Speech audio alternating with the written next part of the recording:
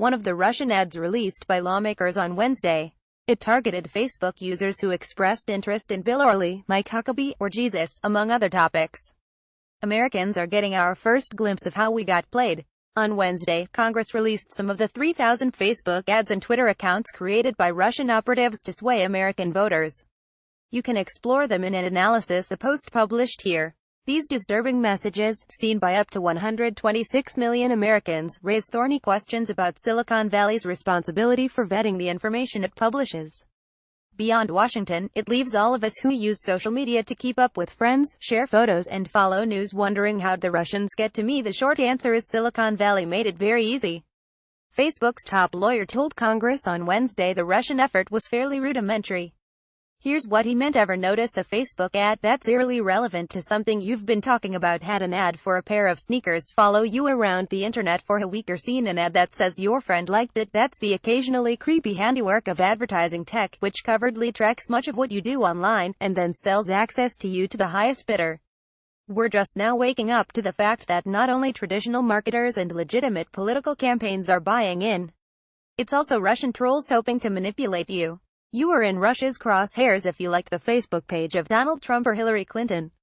Same goes for people who said they were fans of Martin Luther King Jr. Russians even targeted people who shared enough stuff about the South that Facebook tagged them being interested in Dixie. There's no way to tell if you personally saw a Russian post or tweet. I'd certainly like to know, but Facebook so far hasn't disclosed to individuals if they were exposed to posts from a troll farm called the Internet Research Agency. Ads paid for by that group made up the bulk of a trove published on Wednesday.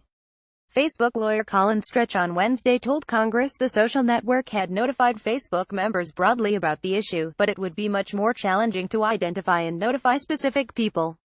Facebook's advertising systems are largely automated, so no human had to check before these ads went online. Often they originated from groups with legitimate-sounding names, such as Donald Trump America. Facebook and Twitter have now taken down posts they suspect to have inauthentic Russian roots and instituted new review systems. Legislators are threatening new laws that could further rein them in. Of course, you didn't have to click on these posts or believe what they were pitching. But social media tech is particularly good at making messages irresistible.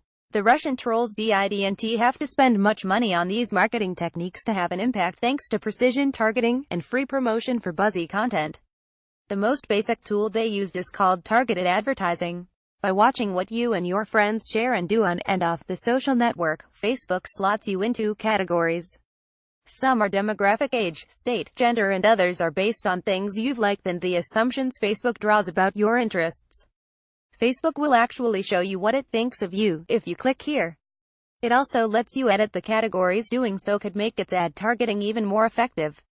The Internet Research Agency bought ads targeted to people with diverse criteria, ranging from gay and lesbian groups to the Muslim Brotherhood. The Russian agents also used an ad technique based on tracking and following certain people around the web. For example, if you at some point clicked on a troll website masquerading as legitimate, the site's tech could identify your web browser and allow the trolls to retarget ads to you elsewhere around the web. On Facebook, Russian operatives used a tool called Custom Audiences to target people in such ways. Most effective of all, Russian trolls used celebrities, and our own friends, to get to us for free. For example, in April of 2016, rapper Nicki Minaj retweeted a message about an upsetting shooting from the Twitter handle @10GOP. That account looked like it was the Tennessee Republican Party, but it was actually a Russian troll interested in inflammatory content. Minaj's post was retweeted and liked more than 24,600 times. For the record, the actual Tennessee Republican Party told The Washington Post that they had contacted Twitter 3 times about their impersonator problem. You or your friends might have shared one of these posts on Twitter, Facebook, Pinterest, or beyond, which the industry calls organic promotion. These posts reached way more than the 10 million people who saw paid ads. On Facebook alone, they found their way in front of the eyes of 126 million Americans.